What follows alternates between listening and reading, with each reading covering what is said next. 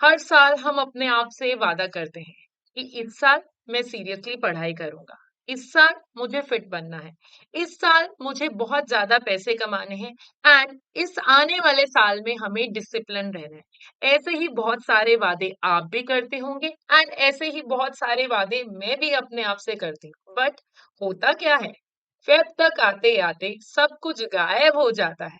और ये प्रॉब्लम आपकी नहीं है, बल्कि ये प्रॉब्लम ये है कि हम लोग रेजोल्यूशन लेते कैसे हैं। देखो, प्रॉब्लम तो है, अब हमें समझ में आ गया, बट हमने प्रॉब्लम का सॉल्यूशन निकालना है। तो चलिए जानते हैं कि इस प्रॉब्लम का सॉल्यूशन हम कैसे निकालेंगे आने वाले नए साल में। देखो, सबसे पहले हमें ये समझना है कि हमारा जो रेजोल्यूशन है वह फेल क्यों होता है। अब जब कभी भी हम रेजोल्यूशन बनाते हैं बच्चों, तो हम रेजोल्यूशन ना बहुत ही ज्यादा इमोशनल होके बनाते हैं। अब इमोशंस में ऐसे देखो, मन है, मन तो चंचल है, इमोशंस में बह जाते हैं। बट हम उसके पीछे का लॉजिक नहीं देखते हैं। एंड जैसे कि हर साल मैं भी ऐसे ही करती हूँ, नया साल आने वाला है तो 31st की नाइट को रेजोल्यूशन तो बना लिया फुल फ्लेज मोटिवेशन के साथ। बट मोटिवेशन जो होती है कभी ना कभी टाइम के साथ थोड़ा फेड हो जाती है। बट सिस्टम जो है वो रहता है।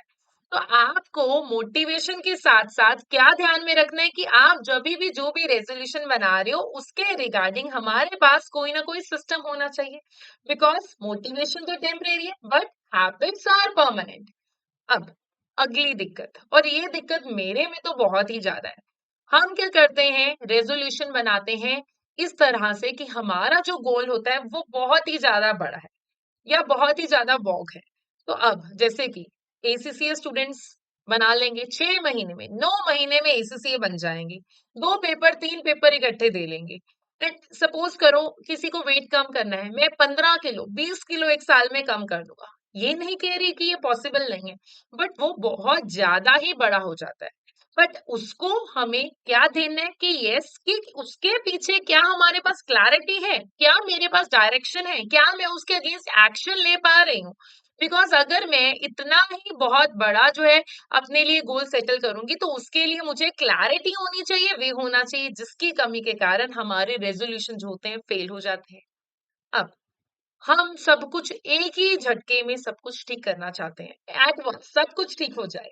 क्या ऐसा हो सकता है? एकदम से ही रूटीन भी आ जाएगी, डिसिप्लिन भी आ जाएगा, लाइफस्टाइल भी चेंज हो जाएगा, माइंडसेट भी चेंज हो जाएगा।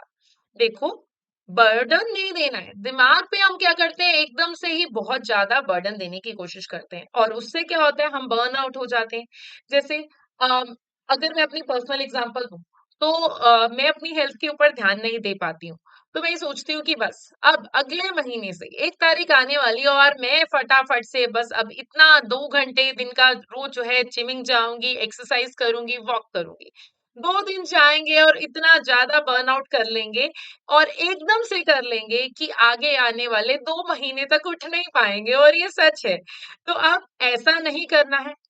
आपको ध्यान से छोटे छोटे बेबी स्टेप्स लेके चलना है। बिकॉज अगर हम ये बेबी स्टेप्स को कंसीडर नहीं करते हैं रेजोल्यूशन के टाइम पे, तो हम बहुत ही बड़े ओवर ऑप्टिमिस्टिक प्लान्स बनाते हैं, और ये ओवर ऑप्टिमिस्टिक प्लान हमारे लिए छोटे टाइम पीरियड के लिए तो ठीक है, बट रियलिस्टिकली लॉन्ग टर्म में वो वर्क नहीं करता है।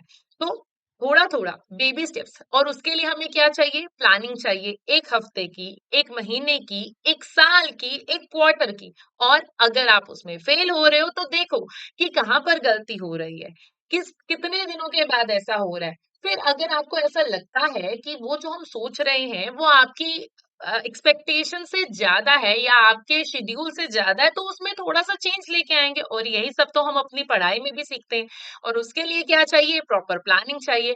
प्लानिंग के साथ साथ उसके ऊपर प्रॉपर कंट्रोलिंग चाहिए। ये सब कुछ तो हम अपनी एसीसी जर्नी में भी सीखते हैं गाइस।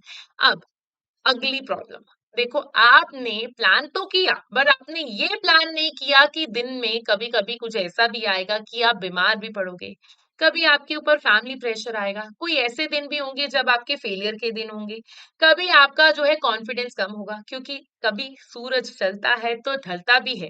तो हमें हर तरह के दिन के लिए प्लानिंग करके चलनी है। जैसे कि अगर मैं अपनी एग्जांपल दूं, तो मैं जब कभी भी प्लानिंग करती हूँ, चाहे अपनी स्टडी के टाइम की बात करूँ या फिर अभी अपने वर्क के लेके बात करके करूँ, तो मैं प्लानिंग ऐसे ही करती हूँ कि कुछ ऐसे दिन भी आएंगे जब मेरे फैमिली इवेंट्स होंगे, कभी मैम बीमार भी पड़ेंगे। ये गलत नहीं है, वो पहले से ही सोच के चलना है, प्रोएक्टिवली सोच के रखना है ताकि हमारा शेड्यूल जो है बहुत ज्यादा एकदम से खराब ना हो। और नॉर्मली क्या होता है, अगर हमने ये सब कुछ प्लान नहीं किया और एक खराब इवेंट, एक खराब दिन जब जिंदगी में आ जाता है, तो हम कहते हैं छोड़ो यार, नेक्स्ट टाइम देख लेंगे। पर हमें नेक्स्ट टाइम नहीं देखना है, यही टाइम तो आपका टेस्टिंग टाइम है कि अगर कभी कुछ हो गया तो हम उस टाइम पीरियड में कैसे स्टैंड होते हैं, क्योंकि आपकी विल पावर वहां पर काम आएगी। देखो, विल पावर जरूरी है, बट विल पावर के साथ साथ क्या जरूरी है, स्ट्रक्चर। विल पावर तो होती है आपकी बैटरी, बट स्ट्रक्चर जो है उसका चार्जिंग सिस्टम है। तो अगर आपके पास स्ट्रक्चर ही नहीं है तो आपकी बैटरी जो है वो तो जल्दी से ही ड्रेन हो जाएगी। तो इस बात का हमें खास करके ध्यान रखना है। अब इम्पोर्टेंट पॉइंट, अपने आप को कंपेयर करना। Comparison is good, benchmarking is good, but हर एक की अपनी जर्नी है। अपनी जर्नी को दूसरों की जर्नी से कंपेयर करना अच्छी बात है अगर हम कुछ सीख रहे हैं, ताकि हमें मोटिवेशन मिलता रहे कि सामने वाला पर्सन, चाहे वो पढ़ाई है, चाहे वो जॉब है, चाहे वो हेल्थ है, चाहे वो किसी भी एरिया में है, चाहे कुकिंग है, बट हमें कंपैरिजन करना है, बट कंपैरिजन को अपने ऊपर हावी नहीं होने देना है। Everyone is living their own journey, हर एक का अपना टाइम आता है।